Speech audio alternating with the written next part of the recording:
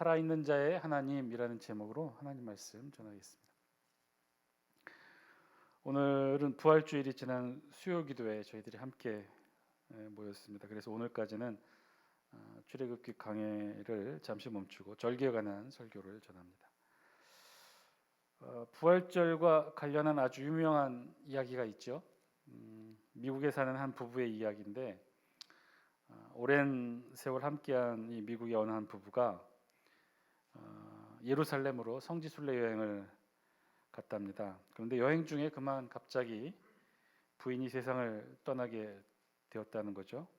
여행 중 장례를 치르게 되었으니 이스라엘 현지 장의사가 이렇게 제안을 했더랍니다.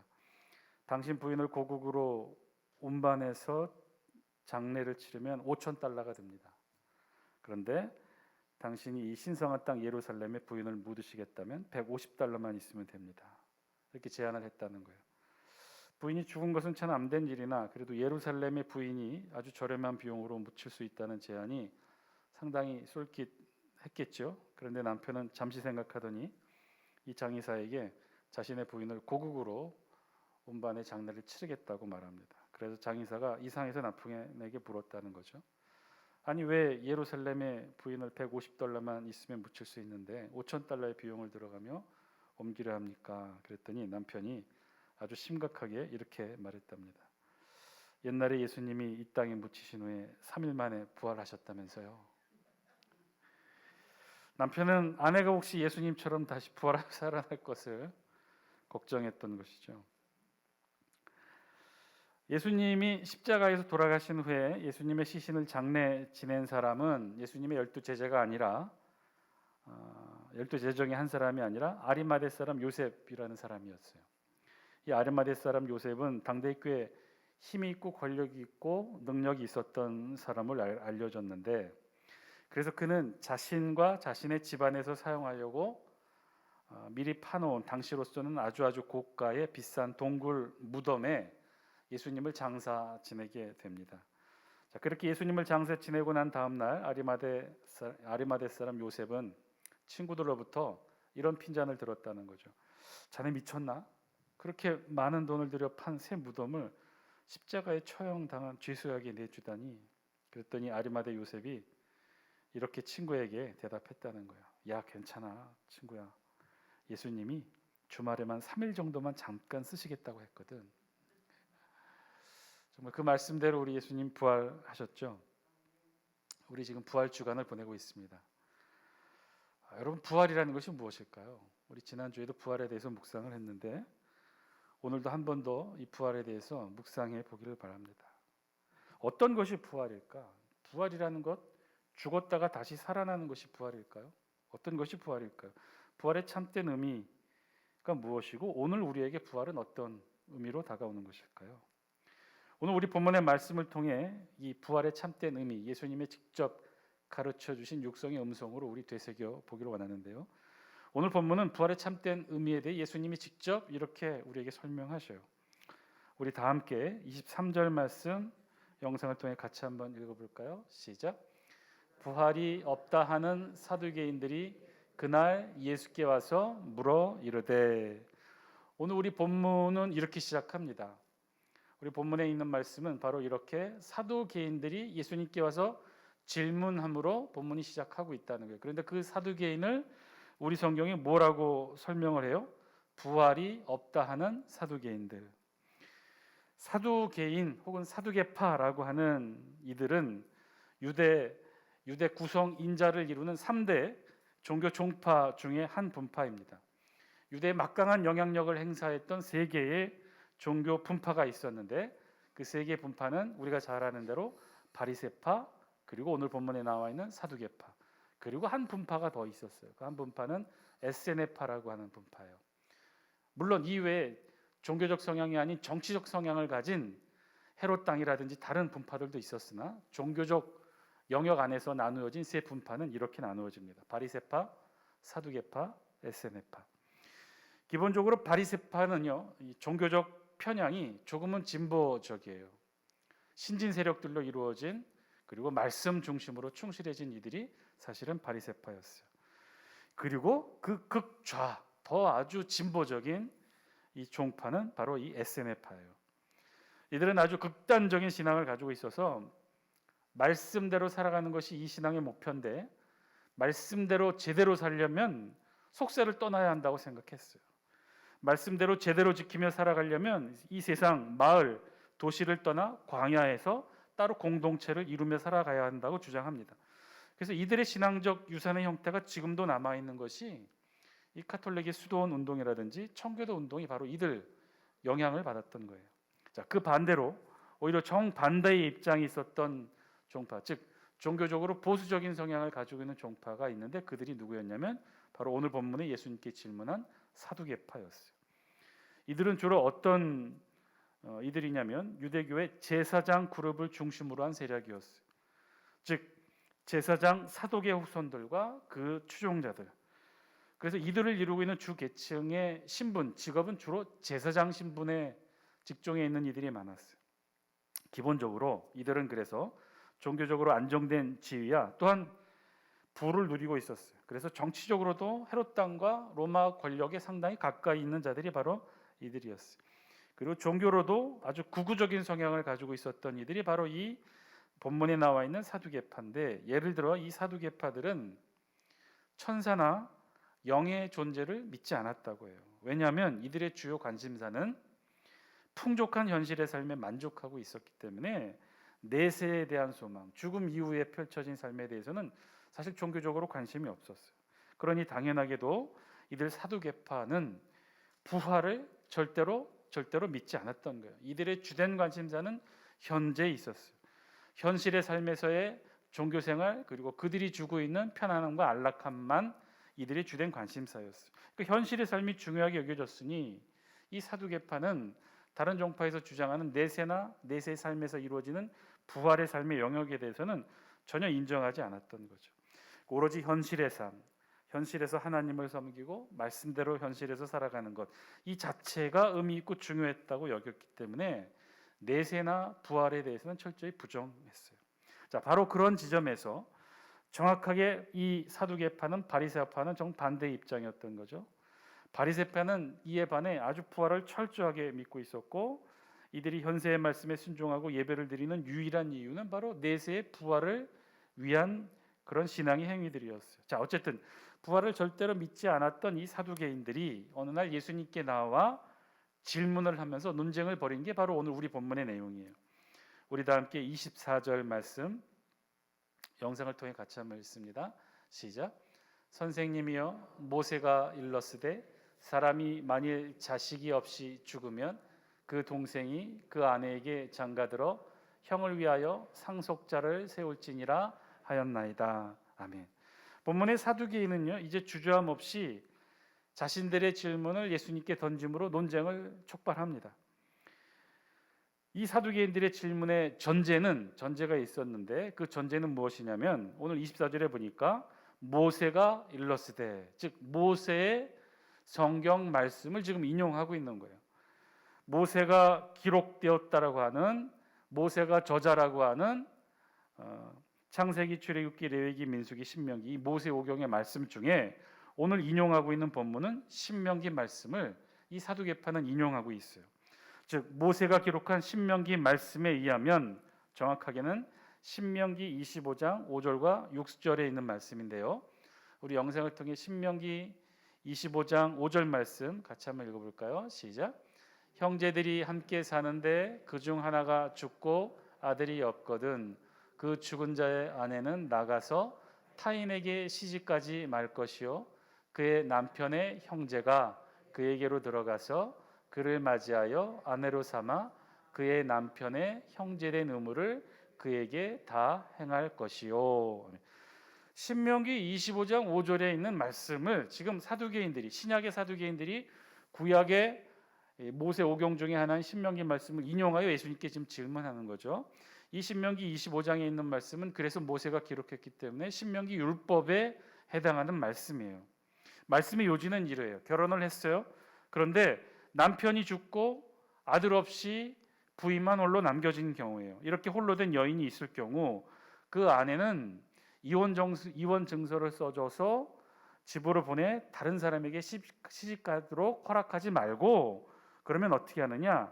타인에게 시집가지 말고 이 죽은 남편의 동생 혹은 형제가 그 죽은 형제의 아내를 다시 아내로 삼으라는 것이죠. 그리고 그렇게 해야 되는 이유는 신명기 25장 6절에 있는 말씀인데, 우리 영상을 통해 같이 한번 읽습니다. 시작. 그 여인이 낳은 첫 아들이 그 죽은 형제의 이름을 잊게 하여 그 이름이 이스라엘 중에서 끊어지지 않게 할 것이니라. 아멘. 그래서 죽은 이의 형제와 결혼한 여인의 아들이 낳은 아들은 죽은 형제의 이름으로, 즉 죽은 남편의 이름을 잊게 해서 결국은 그 혈통이 이어지도록 하려는 목적이 있었다는 거죠. 그런 목적으로 형제가 죽으면 그 형제, 자식이 없이 죽은 형제의 아내를 그 형이든지 동생이든지 그 형제가 대신 아내로 취해서 관계를 맺고 아들을 낳게 한 다음에 그 아들은 누구의 아들인 거예요? 이 동생이나 형의 아들이 아니라 죽은 형제의 아들로 그렇게 이 대를 잇도록 하게 하겠다는 거예요. 그래서 소위 이것을 말하는 이 결혼을 계대 결혼이라고 해요. 계대 결혼. 대를 잇게 하는 결혼이다라고 해서 계대 결혼이라고 하죠. 그래서 그 방식도 아주 특이해요. 죽은 이의 형제가 형이든 동생이든 아내를 취하여 아들을 낳게 해서 그 아들이 동생이든 형이든 이 후사를 잇게 하는 것이 목적이었다는 거예요. 그렇게 함으로 죽은 형제의 대는 끊어지지 않게 되고, 더욱더 중요한 것은 무엇이냐면 그 죽은 형제의 몫에 상속 유산이 있을 거 아닙니까? 형제 셋이 있었어요. 아버지가 부모님이 돌아가시면서 이 세 형제에게 각각 이 재산을 나눠줬단 말이에요. 이 재산이 다 각각 있단 말이에요. 동산이든지 부동산이든지 다 재산들이 있었단 말이에요. 그런데 형이 죽고 후사가 없이 죽어서 이 아내를 이혼 증서를 써서 보내버리면 이 둘째 형제가 가지고 받았던 유산은 없어져 버리잖아요. 그럼 나머지 형제들이 갖거나 대를 잇거나 이 형제의 자산이 없어지게 되니까 그것을 방지하고자 이런 계대 결혼 형제를 만드는 거예요. 그래서 율법에 정해서 반드시 꼭 이렇게 하라고 여겼던 거죠. 나중에 이스라엘 역사의 후기에는요. 그래서 이 모세 율법의 형제가 이 죽은 형제의 아내나 이 죽은 형제의 아내를 대신 취해서 자녀를 잇게 하는 이 계대 결혼의 율법이 나중에는 친족에게까지도 확대가 됩니다. 만약에 형제가 없으면 어떻게 해요? 형제가 없이 외동 아들이 죽었을 경우 후사 없이 죽은 그 여인을 돌려보낼 것이 아니라 어떻게 해요? 형제가 없으면 제일 가까운 친족의 남자가 이 계대 결혼의 율법의 의무를 짊어지게 한 거죠. 여러분, 그 계대 결혼의 스토리가 중심이 된 우리 성경이 있죠. 그 성경이 뭐예요? 룻기예요. 룻이 그런 형태죠. 룻의 남편이 죽었잖아요. 그래서 결국 이스라엘로 다시 돌아온 이 이방 여인 룻은 타인에게 결혼하지 아니하고 다시 돌아와서 자신의 남편의 가장 가까운 친족인 보아스와 결혼을 하여 그 대를 잇게 했죠. 그래서 낳은 후손이 누구예요? 다윗이었고, 그 후손이 누구예요? 바로 예수님까지 이어진 거예요. 그래서 계대 결혼은 율법에 있어서 굉장히 중요한 역할을 합니다. 대를 잇게 하는 결혼이 바로 이 계대 결혼의 목적이었어요. 그것을 우리 성경 신명기 25장 5절과 6절에 기록되어 있는데, 지금 사두개파는 이 성경 말씀을 인용한 거죠. 그리고 정확하게 이 사두개파가 인용하고 있는 성경 말씀을 오늘 우리 본문 마태복음 22장 24절까지예요. 그들은 여기서 멈추지 않고 좀 더 자신의 논리를 전개시킵니다. 25절 우리 같이 한번 읽습니다. 시작. 우리 중에 7형제가 있었는데 마지가 장가들었다가 죽어 상속자가 없으므로 그 아내를 동생에게 물려주고. 자, 24절까지는 이 사두개파가 모세 율법에 나와 있는 신명기 25장에 있는 말씀, 율법의 원문을 그대로 인용을 했어요. 그리고 이 원문에 덧붙여서 이 사두개파가 하나의 예를 든 거죠. 그래서 25절부터는 신명기 25장에 없는 말씀이에요. 그런데 충분히 이럴 만한 일이 있을 것이니까 이렇게 확대해서 이야기를 한 거죠. 그 확대한 이야기는 25절. 우리 중에 7형제가 있었는데 마지가 장가들었다가 죽어 상속자가 없으므로 그 아내를 그 동생에게 물려주었다. 사실은 이 모세오경 말씀, 이 신명기 오늘 이 말씀은 25절 이하에 있는 말씀은 신명기에 없는 부분이죠. 좀 더 확장해서 예를 든 거예요. 그런데 말이에요, 칠형제가 있다고 가정을 한 거죠. 예수님께 그렇게 이야기한 거죠. 예수님, 칠형제가 있다고 가정해 봅시다. 그런데 그 첫째가 결혼을 했는데 그만 자식을 낳지 못하고 죽었어요. 신명기 말씀대로 계대 결혼을 해서 둘째가 형수와 결혼을 했고, 그런데 그 둘째도 아들을 낳지 못하고 죽었어요. 셋째가 형수와 결혼했고, 그런데 셋째도 아들을 낳지 못하고 죽게 되었어요. 그런 식으로 일곱 형제가 다 그와 같이 자식이 없어 죽게 되었고, 그리고 마지막에 여자도 죽게 되었는데, 그리고는 예수님께 정말 난처하고 공교로운 질문을 하죠. 28절 영상을 통해 함께 읽습니다. 시작. 그런즉 그들이 다 그를 취하였으니 부활 때에 일곱 중에 누구의 아내가 되리까? 사두개인은 사실 이것을 예수님께 묻고 싶었던 거죠. 사두개인들은 부활을 인정하지 않았다고 그랬죠. 아니, 그런 신학 사상 자체에 반대하는 이들이었으니 예수님이 말씀하셨던 부활에 대해 그것은 불가능하다는 이야기를 이 사두개인들은 이런 방식으로 주장하고 싶었던 거예요. 그런데 사실은 이 사두개인들의 주장은 말도 안 되는 억지 주장을 한 거죠. 칠형제가 한 여자와 결혼을 해서 자식을 하나도 낳지 못하고 몽땅 죽어야만 하는 이 전제가 사실은 처음부터 현실 상황에서는 있을 수 없는 억지 가정이었죠. 이럴 확률이 얼마나 될까요? 사두개인이 또 특별히 예를 든 형제는 칠형제였어요. 삼형제도 아니고 사형제도 아니고 오형제도 아닌 칠형제를 예로 듭니다. 그럼 왜 하필이면 칠형제였을까? 여긴 또 특별한 의미가 담겨 있다는 거죠. 유대인들에게 칠은 완전, 충만을 뜻하는 숫자고, 두 명만 혹은 세 명만 언급해도 될 것을 이 7이라는 숫자를 이용한 것은 그만큼 이들 사두개인들이 주장하는 그 부활이 옳지 않다, 부활이 없다라는 것을 이런 식으로 강력하게 주장하고자 칠형제를 예를 두었던 거죠. 자, 그러면 왜 사두개인들은 지금 예수님과 부활 논쟁을 하기 위해 이 계대기론 이야기를 하고 있는 것일까? 사실 여기에는요, 사두개인들의 교묘하고도 치밀한 계산이 사실은 숨겨져 있어요. 이들 사두개인들, 부활을 믿지 않는 사두개인들은요, 자신들만의 부활에 대해 이렇게 정의하고 있는 거예요. 즉 계대결론이야말로, 이것이야말로 자신들이 생각할 때는 부활이라는 것이죠. 죽은 사람이 다시 살아나거나 죽었던 사람이 내세에서 영생을 살아가는 일 따위가 부활이 아니라 이 계대결론이야말로 진정한 부활이라고 자신들은 생각한다는 거예요. 왜냐하면 후사가 없이 남편이 죽게 되었는데 그 형제가 다시 들어가 아들을 낳아 주었으니, 그리고 그 아들이 죽은 형제의 후사를 대신하게 되었으니 이것이야말로 부활이 아닌가, 이렇게 주장하는 거죠. 형제가 아들을 낳지 못하고 죽어서 그 대가 끊기게 되었는데, 그런데 그 끊긴 대를 계대 결혼을 통해서 다시 살려내게 되었으니 이것이야말로 죽었던 것이 다시 살아나는 부활이지 않느냐, 이렇게 주장을 했던 거예요. 한마디로 사두개인들이 생각하고 있는 자기들 나름의 부활을 이렇게 정의했던 거죠. 바리새파나 예수님이 주장하고 말씀하시는 그 부활은 인정하지 않고 자신들이 볼 때는 이 계대결론이 부활이라고 주장하는 거예요. 여러분은 어떻게 생각하셔요? 여러분들에게 있어서 부활은 어떤 것인가요? 그저 죽었다가 다시 살아나는 것이 부활일까요? 만약에 부활을 그렇게 정의한다면 우리 인류 역사 가운데 부활을 경험한 사람들은 굉장히 많을 거예요. 왜 그래요? 현대 의학에서도 이 부활은, 이렇게 정의한 부활은 수도 없이 많이 일어나죠. 심폐소생술로 죽었던 사람들이 얼마나 많이 다시 일어납니까? 5분에서 10분 정도면 웬만한 사람들 다 살려내요.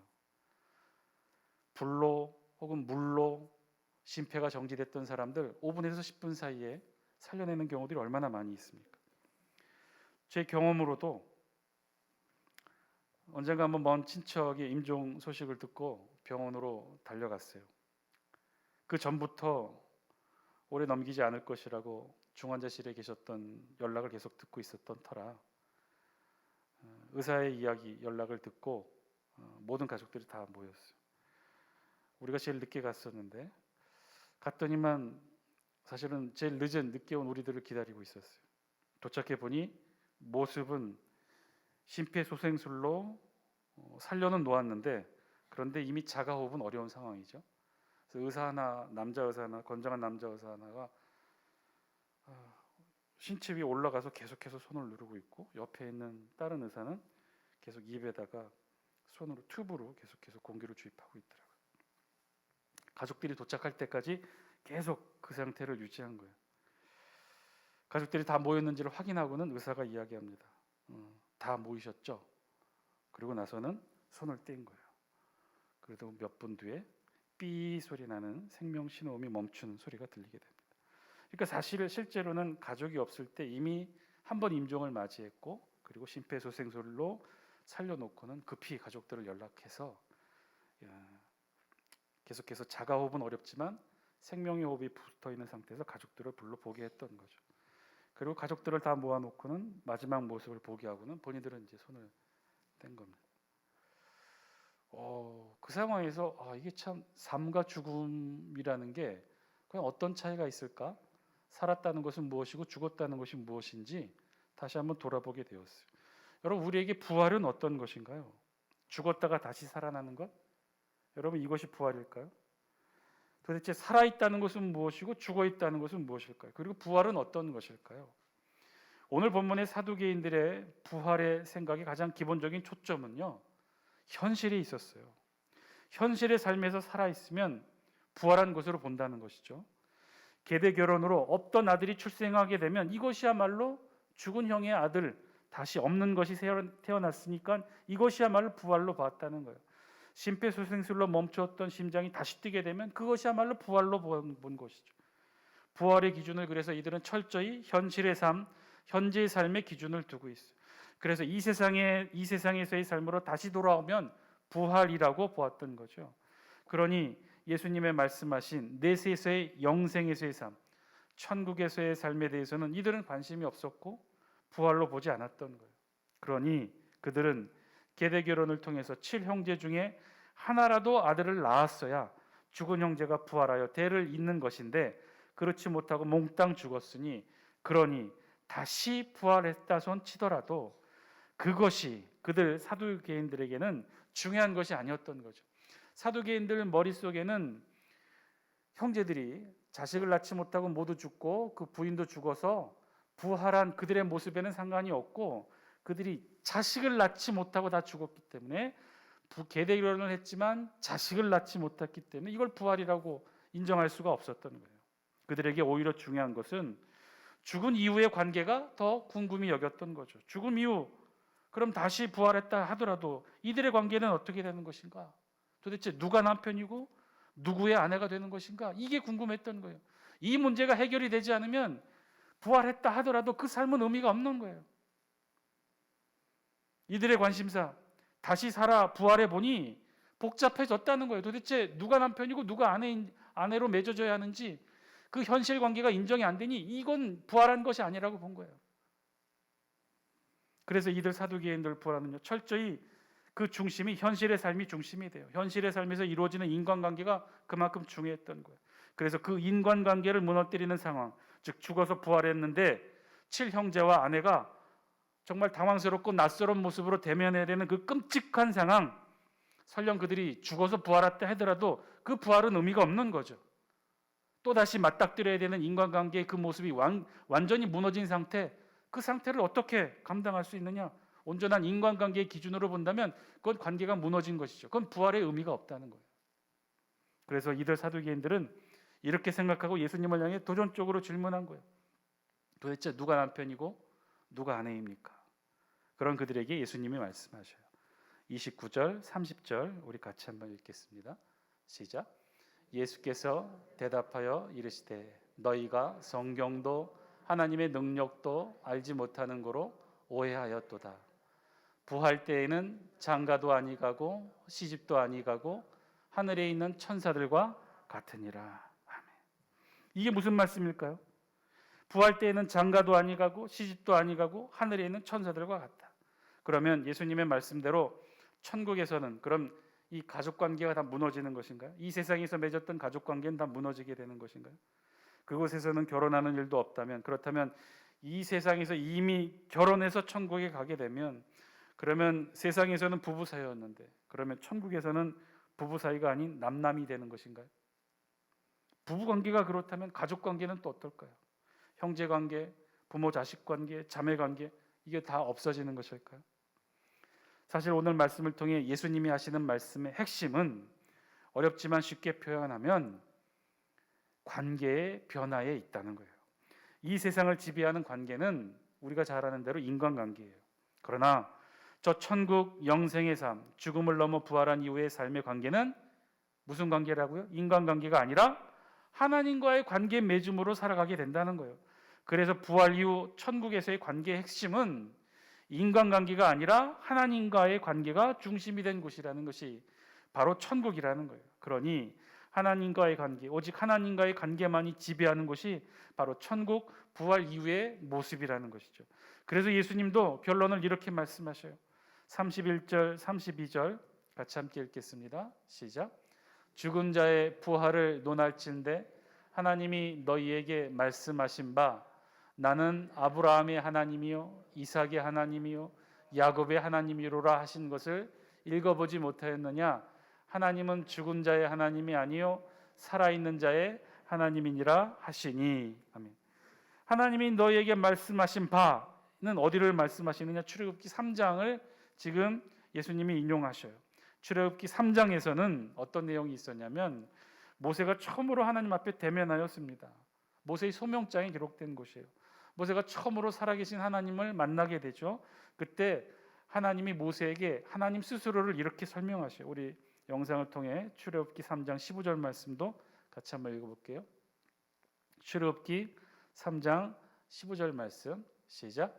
하나님이 또 모세에게 이르시되 너는 이스라엘 자손에게 이같이 이르기를 너희 조상의 하나님 여호와 곧 아브라함의 하나님 이삭의 하나님 야곱의 하나님께서 나를 너희에게 보내셨다 하라 하는 이는 나의 영원한 이름이요 대대로 기억할 나의 칭언이라.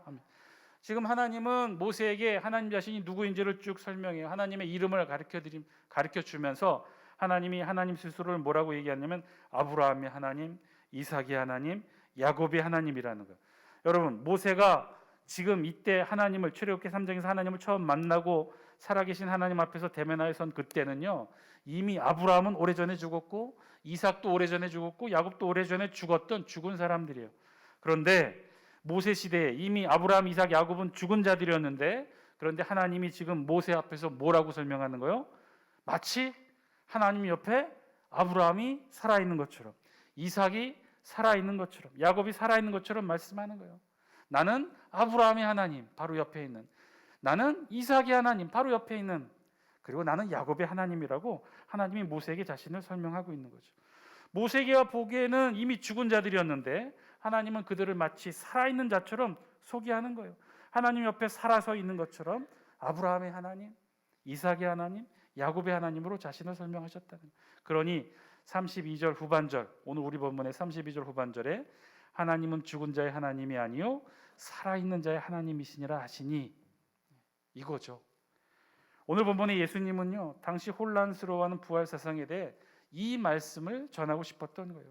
부활이라 함은 단순히 멈춰있던 심장이 다시 뛰는 것이 아니라 죽었던 사람이 다시 살아나는 것이 부활이 아니라는 거예요. 개구리가 봄이 되어 다시 살아 움직이는 것이 부활이 아닌 것처럼 또다시 결혼하고 인간관계를 맺는 것도 역시 부활이 아니라는 거예요. 부활이란 바로 영원토록 살아계신 그 하나님 앞에 서게 되는 것. 죽었던 사람이 다시 세상으로 돌아오는 것이 부활이 아니라는 거예요. 하나님 앞에서 살아있는 존재로 영원토록 그 앞에 살아내는 것. 마치 모세 시대 아브라함이 하나님 앞에 서 있는 것처럼, 이삭이 하나님 앞에 살아 서 있는 것처럼, 야곱이 하나님 앞에 살아 서 있는 것처럼, 그렇게 하나님 앞에 살아 서 있는 그들을 보시면서 하나님이 그들과의 관계 맺고 있음을 모세에게 알려주었던 것처럼 그런 관계, 인간관계가 아닌 하나님과의 관계, 영원히 살아계신 하나님 앞에 우리도 살아있는 모습으로 그렇게 하나님 앞에 살아있는 존재로 있게 되는 그런 하나님과의 관계를 맺는 것, 그것이 부활이라는 거예요. 그렇게 영원토록 살아계신 하나님 앞에서 그 하나님과 생명의 관계를 맺게 되는데 그 앞에 서 있는 우리가 어떻게 죽은 상태로 있게 되느냐, 그 말씀을 하는 거죠. 하나님이 영원히 살아계신데 그 하나님, 영원히 살아계신 하나님 앞에 설 수 있다면 그 선자도 죽은 자가 아니라는 거죠. 영원히 살아계신 하나님 앞에 우리도 영원히 살 수 있게 되는 그 관계, 그 관계를 부활이라고 하신 거예요. 영원토록 살아계신 하나님 앞에 모든 이들이 살아있게 되는 것, 죽은 자도 다시 살아나고 살아있는 자들도 이제 영원히 죽지 않게 되는 그것이 바로 부활이라는 거죠. 영원토록 살아계신 하나님 존전 앞에 우리도 다시 살아 그 앞에 서게 되는 것, 그렇게 살아계신 하나님과 관계를 맺게 되는 것, 그것이 천국이고 그것이 부활이라는 거예요. 사랑하는 장수교 성도 여러분, 오늘 말씀을 통해 우리에게도 주신 하나님의 음성을 저와 여러분들이 들을 수 있게 되길 바랍니다. 부활, 그것은요 죽었다가 다시 살아나는 것만이 부활이 아니라는 거예요. 어쩌면요 천국에서 죽지 않고 영생을 살아가는 것, 그것도 부활이 아닐 수 있어요. 제가 이렇게까지 말씀드리는 건 천국에서 죽지 않고 영생을 살아가는 것도 부활이 아닐 수 있는 것이 있는데, 그 이유는 천국에서 죽지 않고 영생을 살 수 있게 되었다 칩시다. 그렇게 살게 된 천국에서의 영생의 삶이, 그런데 그 관계가 이 세상에서의 삶의 관계에서 연장이라면, 이 세상에서 그렇게 속을 썩였던 그 인간을 또 봐야 되고, 저놈의 자식을 또 다시 봐야 되고, 이 세상에서 똑같이 속 썩이고 애간장 녹이고 머리를 썩히는 그런 골치 아픈 이 세상의 인간관계의 연장이라면 그게 어떻게 천국일 수 있겠냐 이 말이죠. 그렇게 해서 영원히 죽지 않고 그 세상의 인간관계로 영원토록 천국에서 살아간다면 여러분 그게 천국이겠습니까? 아니요, 그렇지 않다는 거예요. 그것이 아니라고 오늘 본문에 예수님이 말씀하시는 거예요. 다시 이 세상에서 살았던 삶의 연장으로 관계 맺고 천국에서도 살아가는 것이 절대로 부활이 아니라고 오늘 성경이 말씀하고 계신 거예요. 여러분 생각해 보세요. 천국에 가서도 다시 장사하고, 천국에 가서도 또다시 학교에 가서 공부해야 되고, 천국에 가서도 또다시 취업해야 되고, 가족 먹여 살려야 되니 천국에 가서도 또 사과꽃 따야 된다면 그게 천국일 수 있겠습니까? 천국에서도 소 키우고 돼지 키워야 되고 그래야만 하는 곳이라면, 그렇게 해서 죽지 않고 영생을 산다면 그게 천국일까요? 아니라는 거예요. 그렇지 않다는 거예요. 그것은 천국이 아니고 부활이 아니라는 거예요. 그런 것은 천국이 아니라 부활이 아니라는, 그렇게 해서 영생을 누리는 것은 절대로 천국에서의 부활된 삶이 아니라는 거예요. 천국의 핵심은, 부활의 핵심은 바로 영원토록 살아계신 하나님 앞에 우리가 그분을 눈과 눈으로 마주보며 서 있게 되는 것, 여호와 하나님의 입김을 느끼며 예수 그리스도의 손을 잡고 살아가는 것, 그 하나님과 새로운 하늘의 관계를 맺고 살아가는 것, 영원토록 하나님을 바라보며 그 영원하신 하나님 앞에 우리도 영원히 서 있게 되는 것, 그것이 부활의 삶이고 그것이 천국에서의 삶이라는 거예요. 사랑하는 장수교 성도 여러분, 부활의 참된 의미를 깨닫는 여러분 되시기를 주의 이름으로 간절히 축원드립니다. 천국에서 우리가 누리게 될 참된 부활의 삶, 그것의 핵심은요 우리 모두가 온전한 존재로, 살아있는 존재로 영원히 살아계신 하나님 앞에 우리도 영원히 서 있게 되는 거예요. 어쩌면 이 세상에서의 우리의 신앙의 삶은요 그 천국에서의 부활된 온전한 삶의 모습의 훈련일지 몰라요. 이 세상이 인간관계로 맺어진 세상이라면 이제 그 인간관계에서 하나님과의 관계로 온전히 바로 서게 되는 것, 영원히 살아계신 하나님 앞에 온전히 우리도 그렇게 서서 영원히 삶을 살아가는 것, 그것이 부활이고 그것이 천국에서의 삶이라는 거예요. 사랑하는 장수교 성도 여러분, 우리에게 부활은요 그래서 살아계신 하나님 앞에 영원토록 살아가는 것이 부활인 줄 믿습니다.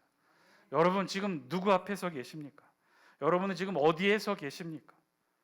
세상에, 땅에, 가족과 이웃 앞에 아주 복잡하고 상처뿐인 인간관계 속에 아직도 서 계십니까? 아니면 하나님 앞에 서 계십니까? 영원토록 살아계신 하나님 앞에 서 있는 것, 그것이 우리의 참된 신앙의 모습이고 우리의 참된 신앙의 목표인 줄 믿습니다.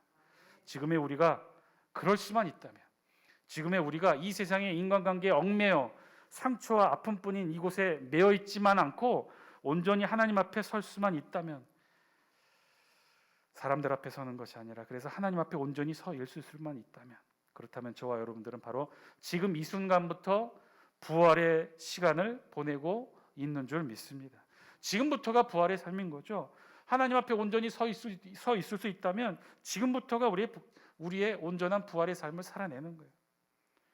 복잡하고 상처뿐인 인간관계가 아니라 하나님 앞에서 하나님과 관계 맺음이 우리의 부활의 삶의 시작이라는 것입니다.